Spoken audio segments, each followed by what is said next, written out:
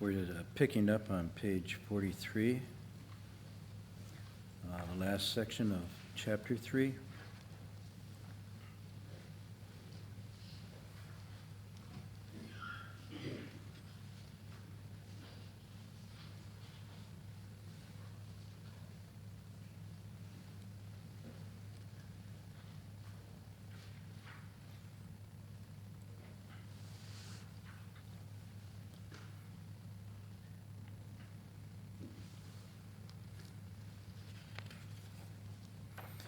So the master is finishing up the last of his instructions, answering the questions of this long section that Prefect Hui is asking on behalf of everybody.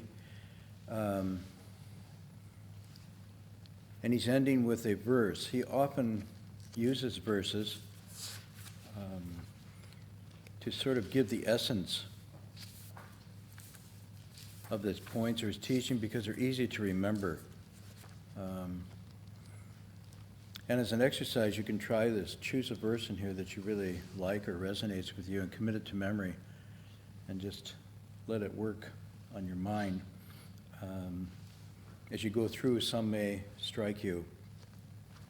The key, though, is in giving the verse and giving this instruction is this whole chapter is all about demystifying the teachings, demystifying Bodhi, demystifying Prajna, demystifying Buddhahood itself, which sounds sort of paradoxical because it's often presented as something very esoteric, profound, metaphysical, beyond the reach. And what he's doing with this, he's bringing it right to the here and now, right to this world, and more importantly, right to the individual, the person. In a sense, he's destroying his function. He's eliminating himself as the teacher. And in some ways, he's also pointing to the teachings themselves are not the end point, but whatever they're pointing to. And the teachings are only necessary to the degree that we can use them as medicine to reconnect with the essential nature, what he calls the essential nature, which is our true nature, which is, in fact, human nature in its best sense. And so, if you look at this last verse, you really see this sense of bringing it all back to the person, the individual. Very little in here you'd really call religious. For example, we started with this.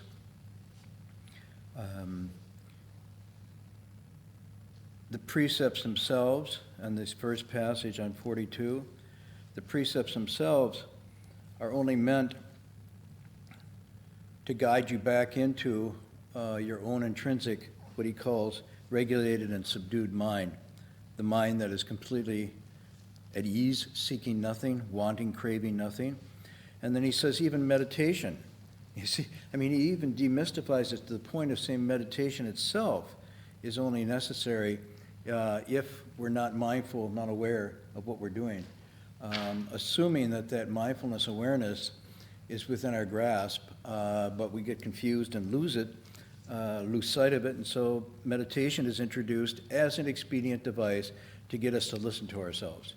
In fact, all he's saying is every Buddha became a Buddha by really investigating, listening to himself or herself, and completely getting rid of any obstructions to the functioning of their full capacity, their full nature. And it's what they would say, what these teachers would say, it's so obvious if you stop to listen and pay attention. It's only in not stopping to pay attention and listen that it becomes mysterious, occult, far away. And so all of the emphasis that he's giving here is pay attention, pay attention, pay attention. Everything you need is within your reach, within your capacity right now, if you simply tune in and really tune in. So in some senses, meditation is not to get some altered state of consciousness here, but simply develop the attuning faculties to listen to yourself, to watch how movements of emotion, thought, impulse, habit generate responses in the field of our consciousness and our relationships with others, and then create a world that we become lost, confused, or tangled into, and the converse is true. So this is what he means by right steps, simply getting in touch with that which is not confused, graspy, greedy, and so on and so forth.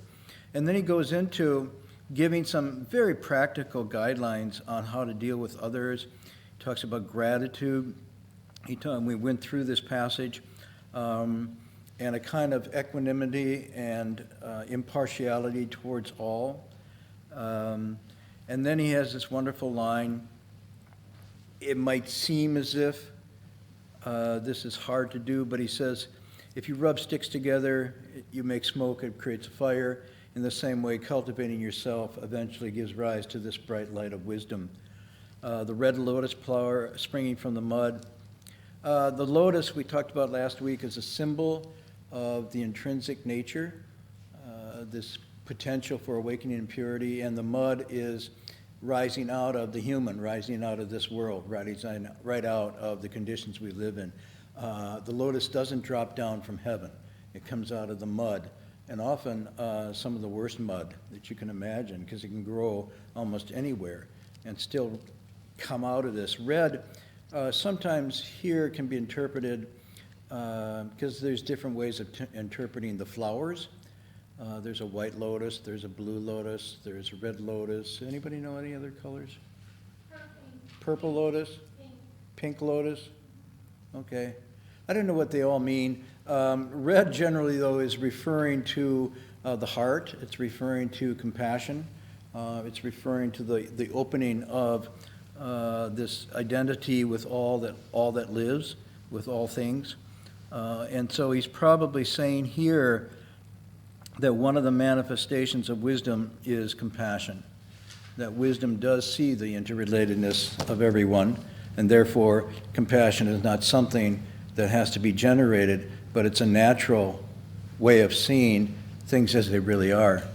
Now he says, last week we ended up with good medicine bitter to the taste, good advice often hurts the ears. Now he's getting into a little bit here about the resistance we might have to doing this. In other words, it sounds great. It sounds really wonderful. It sounds really easy. It's almost like, because he says you don't have to be in a monastery to do it. It's like, so the question arises, how come I ain't there? What's happening here? And so he's kind of coming at these 2 points here. He's saying, actually, the secret to it is where we most resist. In other words, the best medicine, when he says is bitter to the taste, the best advice harsh on the ears, the habitual energy, the ego, sets up a whole defense structure of attachments, of pretensions, of self-infatuations and defense mechanisms and so forth. And if we're really good and smart, it's almost impenetrable. I mean, the smarter we are, the better we get at this. When we're young, we're not so good at this. We trip and we blush and we go out, we don't make excuses very well. By the time we're 12 or 13, we got everybody fooled, or at least everybody within the immediate circle of parents.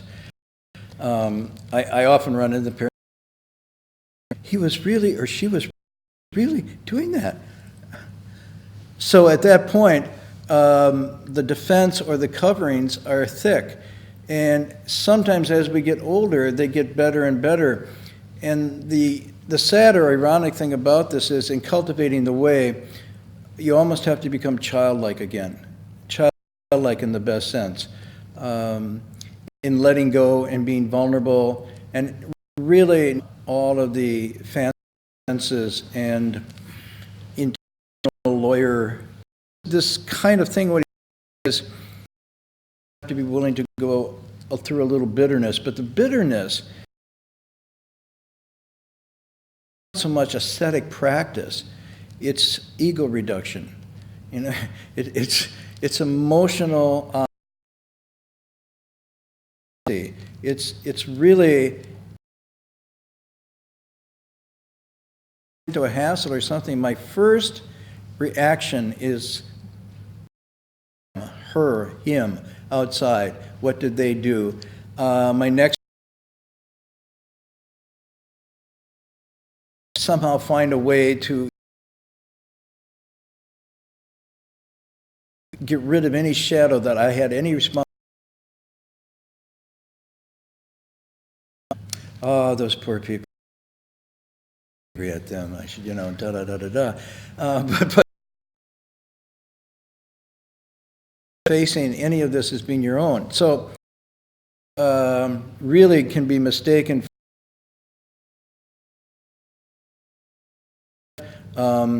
taking on some fasting where you're going to say, I'm going to get eating less of this or less of that, or I'm going for 3 lights and walk around reciting the name of somebody or something, and or I'm only going to wear thin clothes in the cold and so forth. You all kind of know this sort of sense of that's what bitterness means. Ironically, the real bitterness here is simply just honestly acknowledging one's faults. And that's all. And it feels actually very hard. It feels really difficult. So that's why he goes to the next line. He says, let's talk about this. Reforming your failings gives birth to wisdom. Reforming your failings. It's almost as if he's saying, really magical and beyond, it's simply that which is covered over, excusing one's faults and bad habits. Wow. And then he says the next line, excusing and defending them mind in a judgmental sense of saying someone who's narrow-minded and small. He's actually talking about a small mind, in other words, a limited capacity of consciousness. Remember earlier he said this mind for Bodhi is meant for great things. It's meant to know all. He's talking about that's the capacity of the mind liberated. The mind that is excusing and defending becomes a smaller mind and then narrows down the full awareness of consciousness down to a very small realm. That's what I think he means by petty mind here.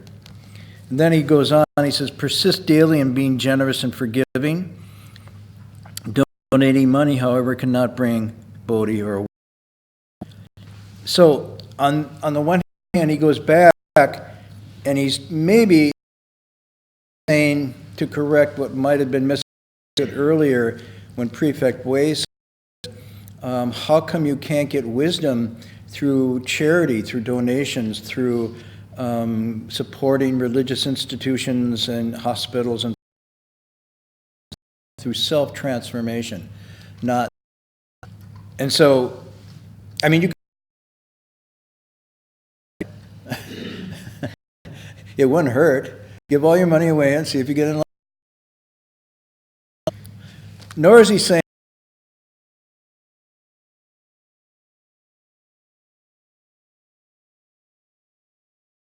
enlightenment. So it's like saying it doesn't have anything to do with money.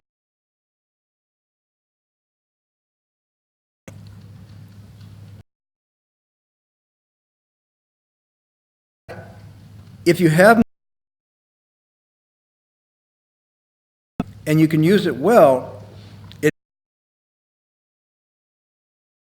might foster or open. If you have money and don't use it well, it'll certainly impede. But in and of itself, it doesn't result in awakening.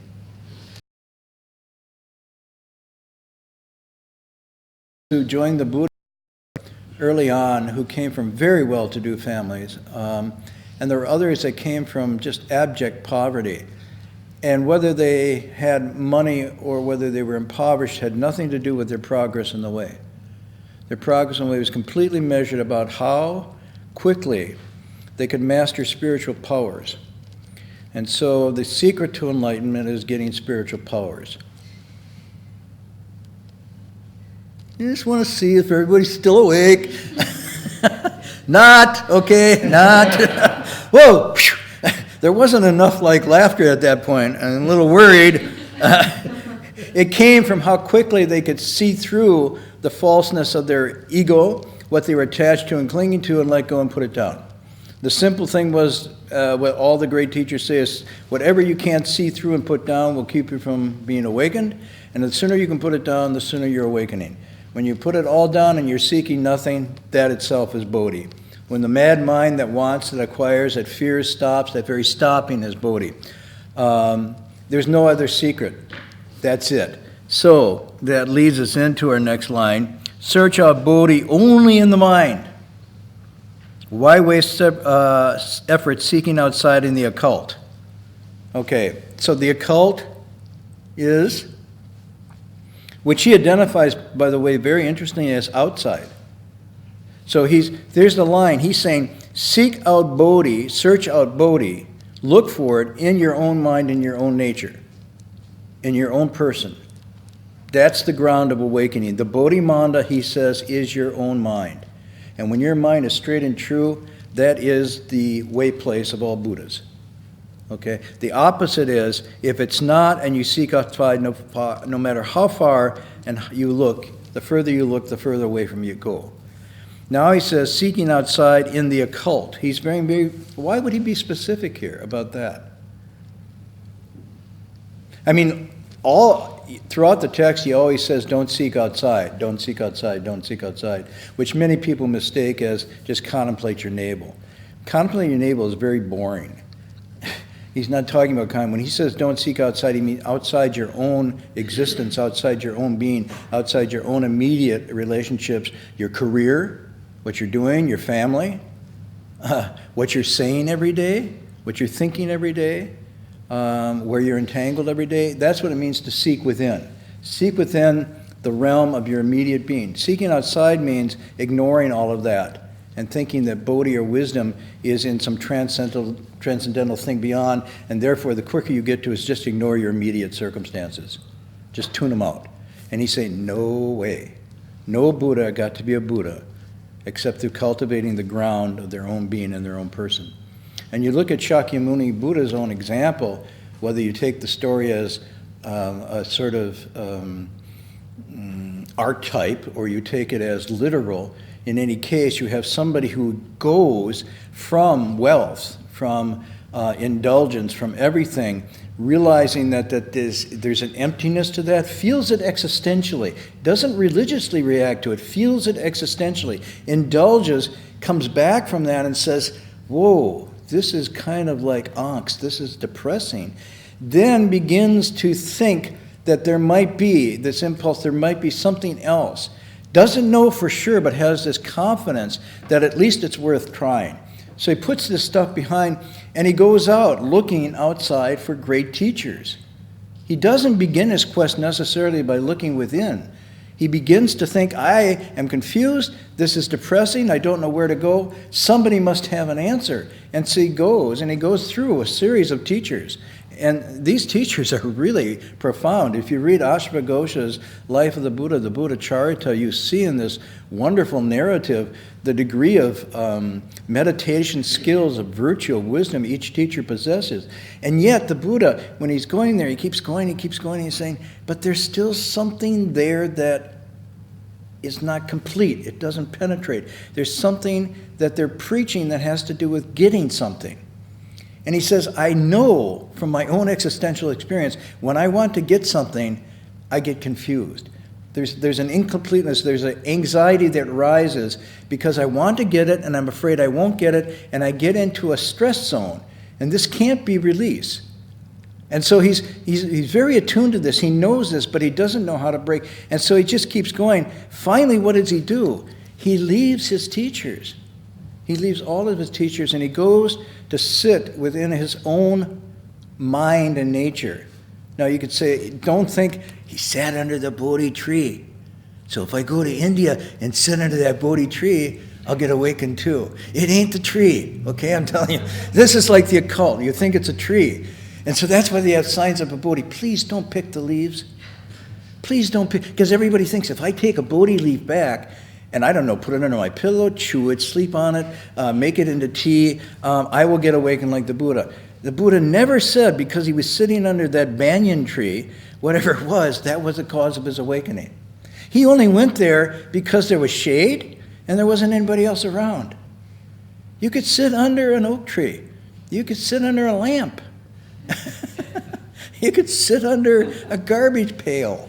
It wouldn't make any difference. It's not in the thing outside. It's what he said, I must break through this on my own resources, on my own wherewithal, and not something else. Or it's not mine. I know that anything I depend on outside, I will be reliant on. Anything I rely on, I will be vulnerable. There I'll be vulnerable. There's dukkha, there's stress again. So then he starts. Now, this takes incredible guts. I mean, people might call it vigor. I call it its guts. He's got guts, but he's also got confidence. He's got confidence. And he sits there and he subdues every aspect of his habitual energies, every aspect of his wild mind. He just, it's like, how did he do it? I don't know. I mean, we do know. We have the model here. But when you actually do that, this isn't like Friday night 45 minutes. This is like you really go and look in. And everything that wasn't true, he just let go of. He let go of. He let go of. And finally, when he let go of everything strange, he got it all. It's like, and he's going, wow. The same thing the Sixth Patriarch does. He goes, wow. He says, how unexpected, which is our translation. But he's going, wow. How strange. I had it all along. And the only thing keeping me from realizing this was what I couldn't let go of. And so at the end, he lets go, symbolically represented by any fear. So these things of Mara tempting him with awesome fear, he lets go of fear and says fear comes from wanting to get and afraid of losing. But since there is nothing to get and nothing to lose, why would I mean, it's not just intellectual, viscerally he feels it. And then he lets go of any feelings of lust, craving, or desire. And when those two are gone, the fondness and the aversion are gone, which we think is like, wow, there's nothing then. And he's saying that's right, there's nothing, and that's wonderful existence, because now the nature is free and unencumbered. And that's his awakening. So why does he say then, don't seek outside in the occult? This is the Sixth Patriarch saying Tang Dynasty. The Buddha was saying the same thing back in, before the Common Era, India. What are they talking about? What's the occult?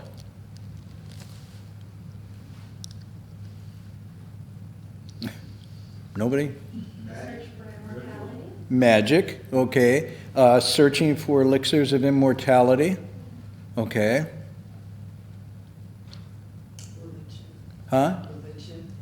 Religion can be the occult if it's used in a way that directs your attention to getting free or getting saved through external powers and devices and mechanisms and so forth. So the occult is directly linked to seeking outside, which interestingly in Chinese, when they talk about this, they say Wai Dao. And my tones? Wai. No, fourth tone. And what's the first tone?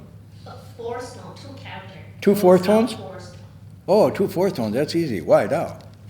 Ha!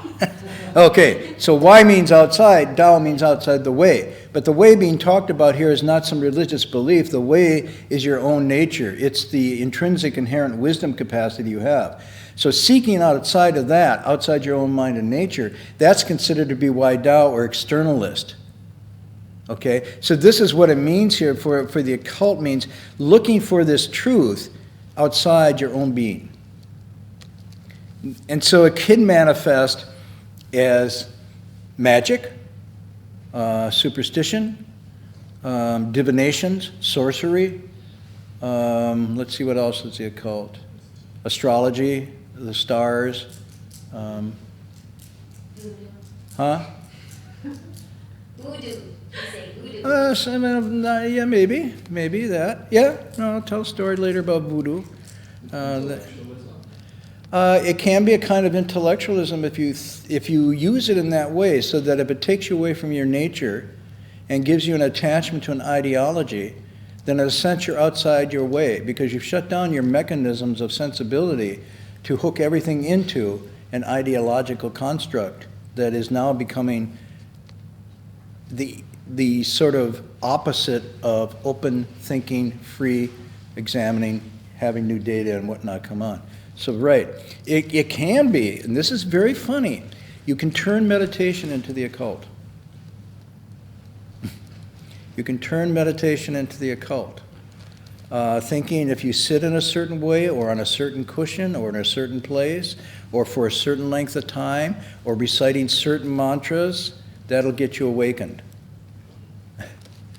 Now the mantra that might get you awakened is something, failings, bad habits, reveal yourself, swopa. Now if you did that mantra and you really said, okay, failings, false thoughts, bad habits, habitual tendencies, come on, swopa, that might work if it actually evoked those things to come up. But if you say, Amitabha, come, take me to the Pure Land, or Guan Yin, get rid of my enemies, and so on and so forth, it's not going to do anything. It's going to afflict. So here, you could use meditation as an occult practice where you're thinking the magic is in the sitting and not in the cleansing of the mind and the heart of the person that's sitting. And that's why he says, if your mind is straight and true, you don't need to sit. You see, that's what he's going back to. This is all demystifying. And it's just keeping back to your own mind. So there can be all kinds of magic powers. And here it also refers to seeking what we call spiritual powers or psychic powers. Now, this might not register with all of you as something you're interested in, but you see it always associated with Buddhism and with Eastern religions, is that the accomplished person has spiritual powers. They know others' thoughts, they know the future, they know past lives, they can fly through and manifest in different forms and so forth. These are all considered to be spiritual powers or psychic powers. And he's saying, don't seek those either. Whoa. So what are you supposed to seek? Nothing. At the place of seeking nothing, there are no worries. At the place of seeking nothing, Buddhahood accomplishes itself. Now, I say that, and I've heard that, but amazing when you start to sit and meditate, if one of these little states come where you feel really blissed out, or you think time has disappeared or space has disappeared, or you think you've lost yourself, man, we grab onto it really quick and want to reproduce it. And this is, again, the seeking outside. Or the fear comes, or the aversion comes, and we feel like we possessed or caught a demon, and then we don't want to do it again, and we run away. That's also seeking outside. So that's why you have to have this incredible equanimity to know that all these are manifestations of just the mad mind playing its games, tossing its balls up in the air to see which ones you'll swing at. If you don't swing at anything, Bodhi. Okay? So this to be careful of. So the Buddha in the time in India, there was a lot of occult going on and a lot of people practicing occult, sometimes through sensory deprivation and mortification of the flesh, so that if you deprive your senses in prolonged ways through the eyes, ears, nose, tongue, or you mortify the flesh, you can have altered states of consciousness. I mean, you can have it through ingestion of certain drugs and pills and so forth, but you can also have it through sensory deprivation. So a lot of the cults at this time were doing exercises in this way and having very far out altered states of consciousness, which they took to be forms of liberation or bodhi, and they actually weren't. But this, then at the Tang Dynasty, in the time of the Sixth Patriarch, there's versions of that going on there, right within the group that has come to talk to him. And they're going back and they're doing divination practices, they're doing sorcery, they're trying to predict the future. They're going to come to the way place on the certain day when the stars are in this alignment, because their chance of getting awakened on that day are better when the stars are not in this line. Oh, no, come on. Seriously, I was in China. People carry around these little astrology books, and they, the day of their wedding, the day of this, the day of that, all has to be done on a suspicious day. Hi, do you want to go out for dinner? Well, let me check. No, not maybe tomorrow at 10 o'clock or something. And then when it gets to marriage, it's really absurd. People don't just fall in love and get married. Oh, no, no, no. When were you born? What was it? And they do this whole thing and they look it up. So then there's young couples that play this game. I'm not going to tell you when my birthday is. And so then the mother-in-law has to sort of do this thing to try to figure out when was that boy born. Because whether it's going to work or not. Why would it work or not? Not because their personalities are copacetic or they're good people, because the stars are lined up to have this happen. And the same thing, you look at the birth rates, they go in funny patterns.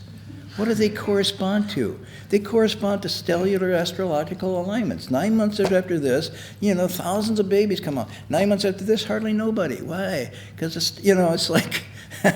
Anyhow, this is all going on. Tang Dynasty, now we're back to 21st century. Fortunately, we're blessed not to have any of this. What? You still think there's a little bit around of the occult, the mysterious, and the powers? Come on, no. Huh? Yeah, of course. Yeah, of course. The year of the dragon always have the most babies. Huh? The year of the dragon always have the most babies. The year of the dragon has the most babies. Dragon symbolize the emperor. And the year of the dragon is now beginning. Okay, so we're entering a new fertility cycle in 2016. Okay? And I'm not going to ask you why dragon babies are better. But suppose they are. What else, though? What else have you any of you encountered? Come on. I don't say you have to say I did it. You maybe know of it going on. Mercury retrograde. Okay, Mercury, and the astrology of the Mercury and the planets still. The astrology, it's still in the newspapers, right? Yeah. You can go online and hook in and do that. Okay? Anything else besides astrology? Nothing? How about magic pills and potions? Come on! LSD's making a comeback. Okay? There's mushrooms all around here that people take and have nearer to God experiences. And there's actually a category in the American Academy of Religion devoted to studying this called entheogens. What? Entheogens. Gens meaning, genetic things, and theo, to God things. Oh, yeah. So, it's like, in Berkeley, I know this will shock some of you, some people are having spiritual experiences tonight with entheogens. Okay? So this is not gone. Also, seeking spiritual powers. Just go online and Google tonight about getting spiritual powers, getting psychic abilities and so forth. Wearing crystals around your neck or putting them in here on your body, or what else? Talismans on your house. I just had lunch with somebody, and we were sitting at lunch. I had lunch with this 97-year-old man who's really a wonderful man, and we were just talking about things, and she said, "Oh, you're a Buddhist." Yeah, this was his cooking housemaid, because he's got something here. Yeah. "Oh, can you help me? What do you have in mind?" And then she took out all these papers, red papers, yellow papers, with all this drawing and signals and yin-yang and blah, blah, blah.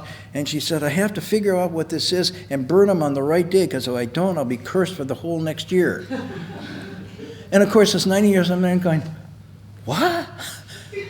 And she was very sincere. So this is like happening all the time. And then she said that my sister's looking for one that she can use for her sister-in-law to nail her husband who she thinks is being unfaithful to her. So she's looking, and did I know anybody who could get one of these papers with the hex thing on it? Oh yeah, man, I could make a mint writing out these papers. But this is still going, this is 21st century stuff.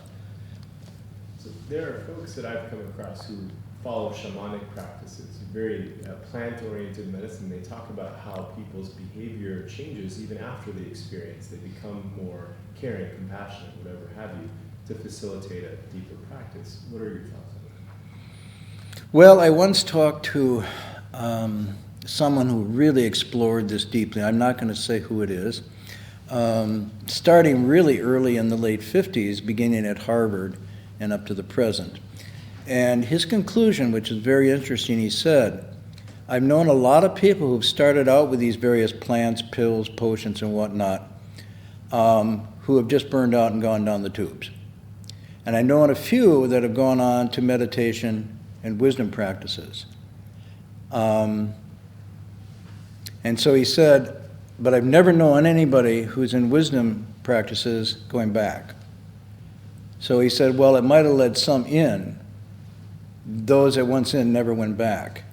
And so I think what he's in a sense saying, if in some way, some external stimulus, not to say potions and drugs, a death in the family, a near accident, something you experience while walking in the wilderness causes you to move into the path of self-cultivation. Once you begin that path, the reinforcements for doing it yourself are so clear and strong without reliance on anything else. Because you see, if you rely on anything else, then the confidence you need to break through won't be there. There'll always be this sense, I need that. And as long as there's that sense of needing that, by definition, your virtue is incomplete. Because virtue has to do with not relying on anything other than your own wherewithal. That's where the courage and kung fu comes from. So he said, I've known many people who've gone into that way, but I've never known anybody who's gone back. So that's just his experience, but that's one way to look at it. There's many paths that get us in, but once you're in and you know the path, then really foolish to go backwards. But I think that's an important point, the idea that you have of the Buddha where there's no reliance on anything external, that this Buddha nature is in fact your own, and only through cultivating that ground does it become to its fullness. Any external reliance or dependency will be incomplete, will trip you up, will hold you back, will be, in a sense, an attachment. And by also a dependency and a fear. And then you're susceptible again to doubt. Okay. So maybe I'll tell a story at the end about this. Just practice according to these words, and paradise will appear right forever. This is in quotation marks, because paradise he's referring to is the land of Western bliss. So that's what started this whole question. Do people reciting really get to this land of bliss? Do they get to the paradise, the Buddha's paradise? And he's saying, right before your eyes, if you do all of this, it will manifest. And then he adds, and I'll finish up the chapter tonight, good and wise friends, all of you should cultivate according to this verse. Now, this is the important thing that appears throughout. He doesn't say just memorize it. And there's magic in memorizing it. See, this is where the next thing comes. If I memorize it, or if I write it out and wear it around my neck, it'll have no, he's not saying that. He's saying cultivate according to it. So it's meant to be a map that you use to direct yourself, but not something like you collect and put on a bookshelf. So he's only saying the use of this is in you cultivate. And now this very strong line, take a hold of your essential nature and directly realize Buddhahood. Take a hold of your essential nature. Don't look outside. Time waits for no one. Now he's adding a little urgency here. Get on this. Do not wait till you're 60 or 65 and say, in my retirement, I'm going to get awakening. Go now. I don't want to be hedonistic, because I've been through a period in my life, or a couple months, where I was that way. But, what I'm saying, if there's a hedonism here, it's in this. Do it now. Carpe diem. Seize the time.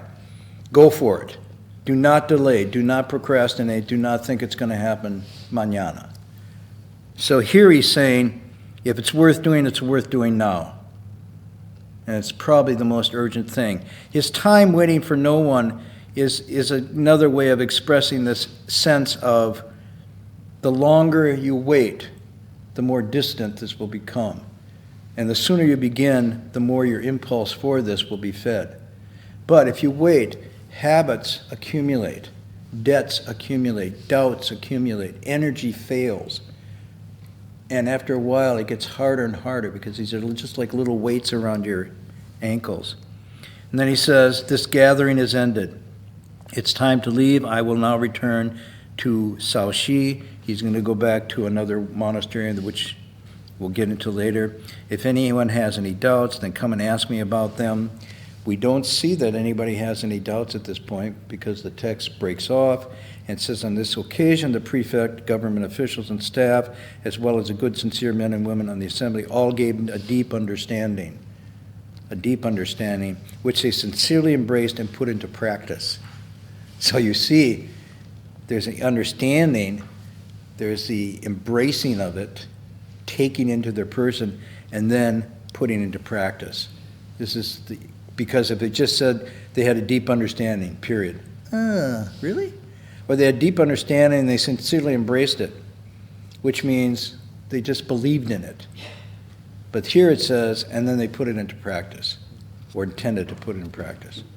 So, this ends this chapter, but what I want to say, I think the essence of this chapter is to demystify this very profound teaching down to something that's very human and very accessible, almost too human and too accessible. It's so close, it's so immediate that we pass it by.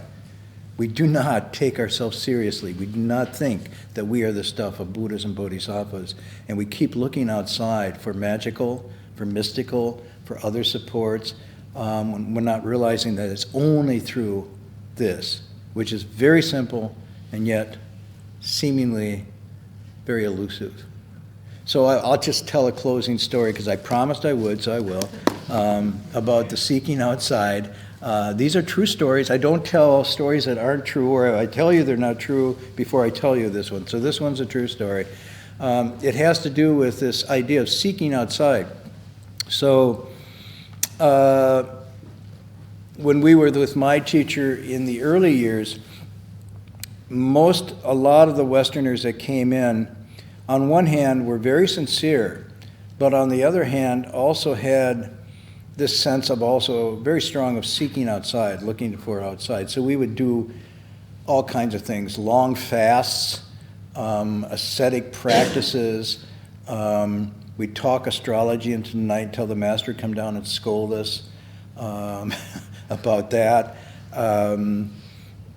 We would seek for special states during meditation retreats, that maybe Guan Yin would come, manifest, a lotus would rise up beneath me. Some people are even thinking levitation was a sign of something. I told you the story when I went to Malaysia for the first time with my... Oh, this is part of the same story, so I'll just lead into it with that. So we're flying in, we landed in Kuala Lumpur, we're going through customs and immigration, and I am now coming from a number of years with my teacher at Go Mountain Monastery, and I'm thinking Buddhism is really straightforward, just like this. This is what we're reading every day. And so I'm going through and I hand my passport to the guy, and the customs official, and he says, "Ooh, you a Buddhist monk?" I said, "Yeah." "Ooh," and I thought I'm going to get some trouble. He says, "You can levitate?" I said, "Excuse me? You levitate, you know." And so I was mischievous that day, and I thought, "Yes, I do." "Oh, you can teach me?" I said, "Very easy." "Really?" I said, "Yeah, I was just levitating at 30,000 feet. And he got it. He's like, okay, next. Meaning, I was in the airplane and came down.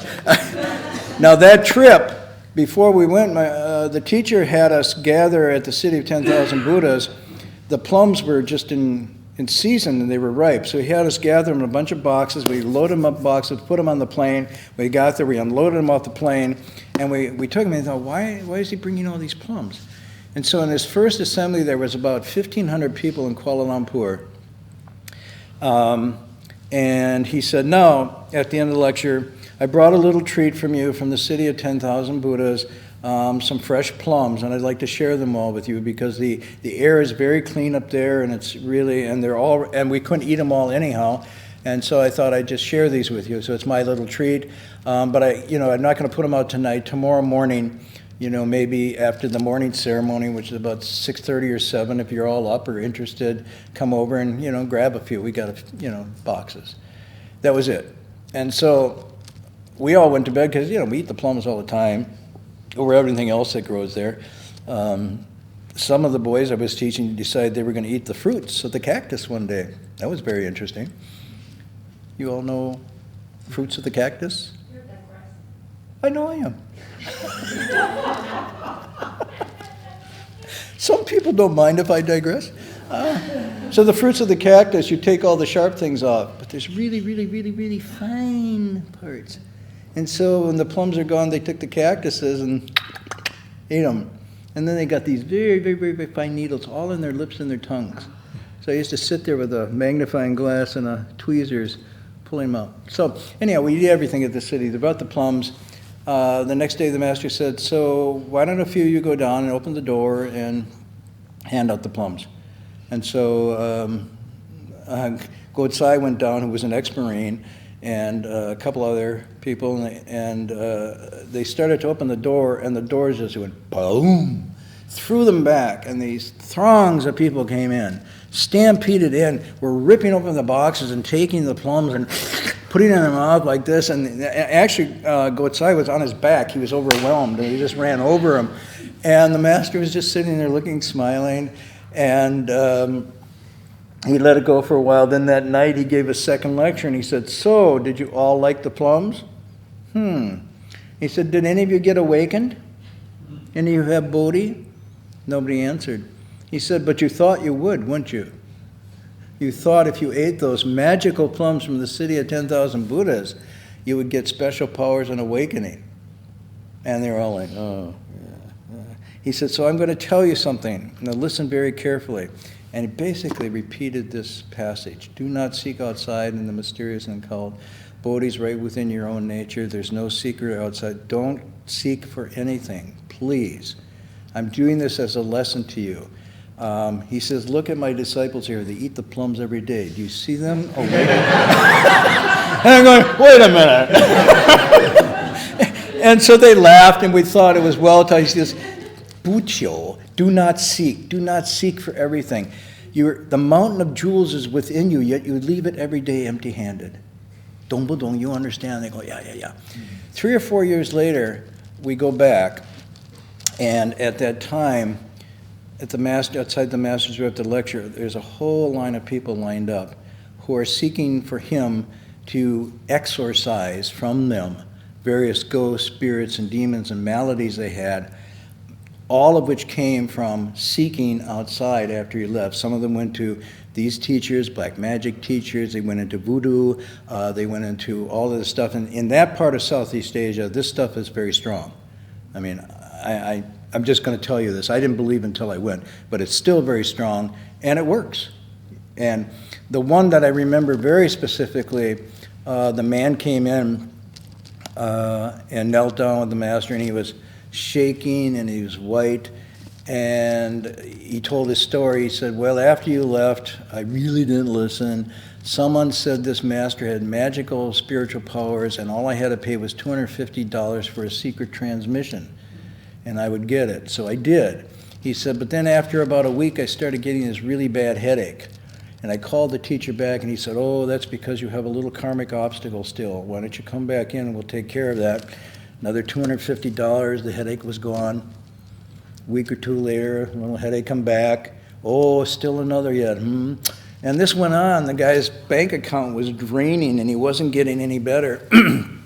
And the master just closed his eyes, and he said, what he was doing was putting a spell on you with the headache thing, and he was turning it on, turning it off, and emptying your wallet. Duh. And his wife's going, yeah, I told him, be quiet, I thought I was going to get enlightened. And the master said, what did I tell you about the plums? And he says, I know, I'm sorry. And at that time, the master then took his walking stick, he had a little cane he was using, and he whacked the guy on the head. And I was like, wow. And the guy just went, and he just started throwing up, and all these little white worms came out. I told you I'd tell you the story. I'm watching this, and then his color started to come back, and he bowed and he thanked the master and went out, and I was like, wow, what is going on here?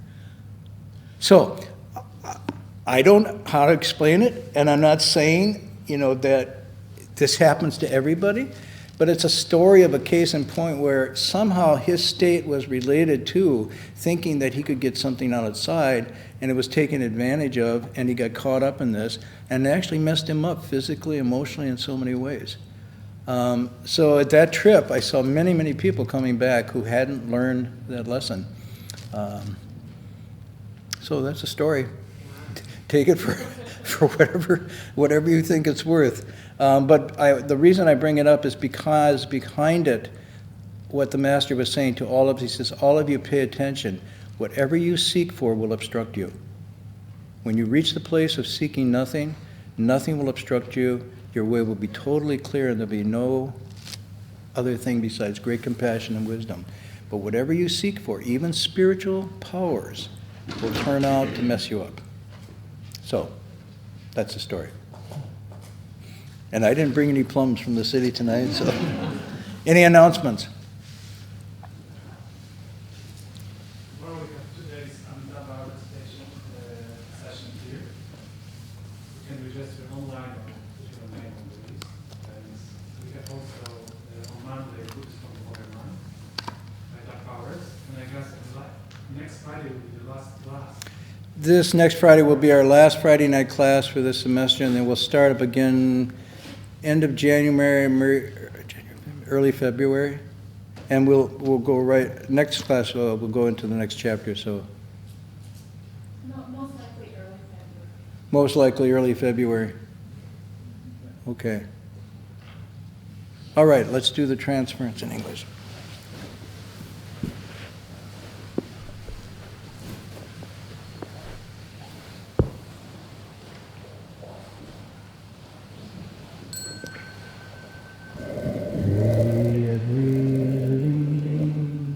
Our minds as one and radiant with light, share the fruits of peace with hearts of goodness, luminous and bright.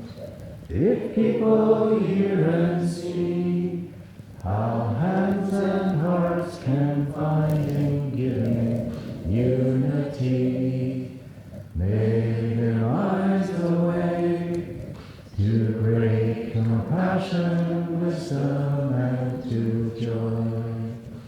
May kindness find reward. May all who sorrow leave their grief and pain. May this boundless light break the darkness of their endless night. Because our hearts are one, its work